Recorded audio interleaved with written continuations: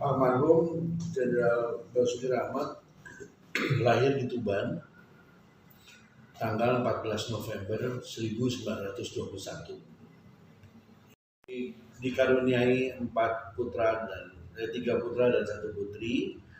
Yang pertama Bambang Yugianto, yang kedua Bambang Susanto yang ada di samping saya, yang ketiga Nindya Sri Erawati, kebetulan tidak hadir.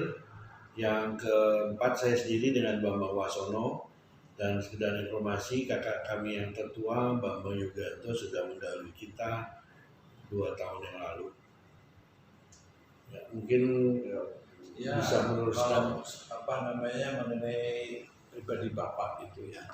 Memang orangnya diam, banyak diam, terus memang kalau beliau nggak suka apa yang kita bikin, cuman dilihatin aja, kita harus tahu sendiri ya. Tapi memang rata-rata karena maklum tentara ya waktu itu, jadi memang banyak kegiatan di luar normal lah, namanya tentara kan, dan kesibukan beliau waktu sudah jadi menteri dalam negeri, menteri macam beberapa itu, dan memang sibuk sekali, saya tahu itu. Jadi tapi kita pasti dipantau sama beliau, apa yang boleh, apa yang tidak, semua pasti beliau ini. Jadi memang kadang-kadang biasa kan, kita namanya anak-anak suka ngeleneh, tapi kadang-kadang kalau mau perlu apa-apa kita nggak bisa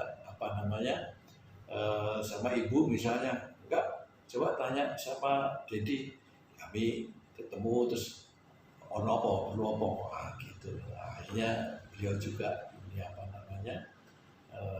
kasih lah apa yang kita mau, itu yang yang kita ya, artinya kesan sih begitulah Mas ya, namanya tentara ya ketemunya kan cuma sebentar, biasanya kan begitu.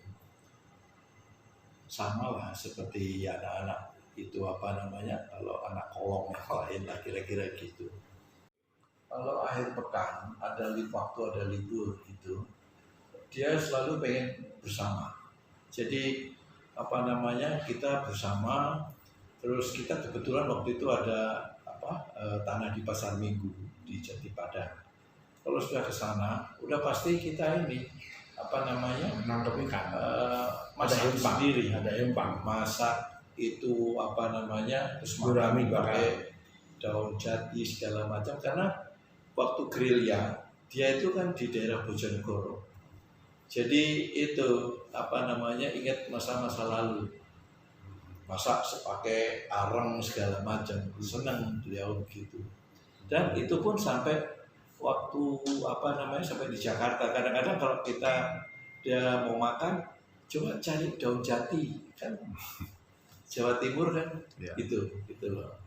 Kalau di sini kan di Purwakarta ada daun jati, tapi waktu itu saya sempat dapat itu di depan itu Polsek Menteng itu dulu, sekarang apartemen, ada itu pohon jati itu, saya suka ambil itu. Terus beliau tuh sangat sederhana sekali dan tidak melihat waktu dan tempat. Jadi justru kalau lagi ada waktu luang, senang ke restoran, tapi restorannya yang di pinggir jalan gitu. Jadi senang dia makan sate Kapuran dulu di Blora ya, itu sering itu langganan. Atau makan soto gereja ayam, soto kudus di gereja ayam di Pasar Baru. Jadi suatu saat ada wartawan ngelihat, Bapak makan di sini. Ya kenapa? Saya nggak apa-apa kan, saya mau makan di mana aja gitu loh. Jadi tuh beliau nggak melihat tempat, nggak melihat apa yang dia suka, ya udah dia makan di situ, dan selalu pasti ngajak kita gitu. Itu yang maksud saya, kesederhanaan beliau. Nah tadi masalah yang pendiam, saya juga dapat cerita ini. Jadi waktu itu sedang mengendarai mobil, ada dengan supir mungkin mau ke kantor, itu supir ngerem mendadak. Terus bapak tuh sampai berduit gitu kan. Bapak diam aja, nggak negur, nggak apa. Supirnya udah sampai terkencing-kencing di dalam mobil, saking takutnya. Itu.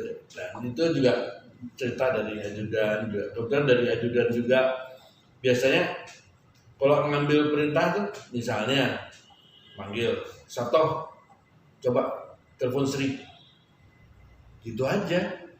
Nah terus si ajudan harus mikir Sri yang mana nih, kan gitu, kan banyak Sri gitu misalnya, atau telepon siapa gitu.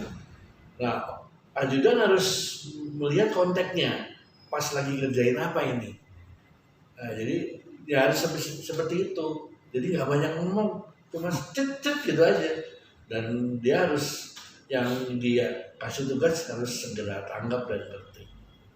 Saya pikir itu ya, yang ada kelucuan di samping kesederhanaannya, terus diemnya itu memang, jadi kalau istilahnya tuh sepi pamrih rame indawi,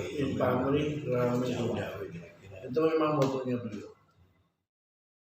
Ya Bapak meninggal pada saat pidato di dalam satu rapat pidato, terus tidak berapa lama kemudian Bapak jatuh, terus langsung dibantu oleh petugas, terus dikasih balsem di apa gitu. Sepertinya sih kena serangan jantung ya. Jadinya langsung dibawa ke RSPAD. Nah pada saat pada saat dalam perjalanan sepertinya memang sudah tidak ada. Jadi pada hari itu juga Pak Harto menyampaikan ke Mensesnek untuk diangkat langsung menjadi pahlawan nasional. Dan ya fakta aja ini ya, sampai detik ini belum pernah ada pejabat negara atau pahlawan yang meninggal pada hari yang sama diangkat menjadi pahlawan nasional. Dan langsung juga diangkat menjadi Jenderal Anumerta. Gitu. Di gerilya zaman itu kan sempat ditembak dari pesawat, pelurunya masih ada loh di kaki sampai waktu beliau meninggal, nggak dikeluarin. Ada, jadi kalau lewat itu pasti bunyi. Detektor. Iya, mobilnya kan ditembakin sama Belanda. Nah, memang bedanya zaman dulu tuh kita kenal baik sama semua keluarga kan. Masih zamannya Pak Yani, Pak Gatot Subroto, semuanya kayaknya guyup gitu. Nggak tahu ya kalau sekarang. Artinya anak-anaknya loh ya. Om saya sunat aja yang itu gendong saya masih saya Pak Gatot kok saya masih ngalamin di pangku Pak Gatot. Kalau dipikir kita udah 70. Banyak pejabat yang mungkin mau deketin beliau, ada keperluan. Tiba-tiba saya dikasih apa? Padahal cuma dikasih piringan hitam Hawaii, kan suka tuh Hawaii. Kondi balik coba piringan hitam aja. Terus pernah dikasih mobil ya? Kalau udah diparkir di depan rumah.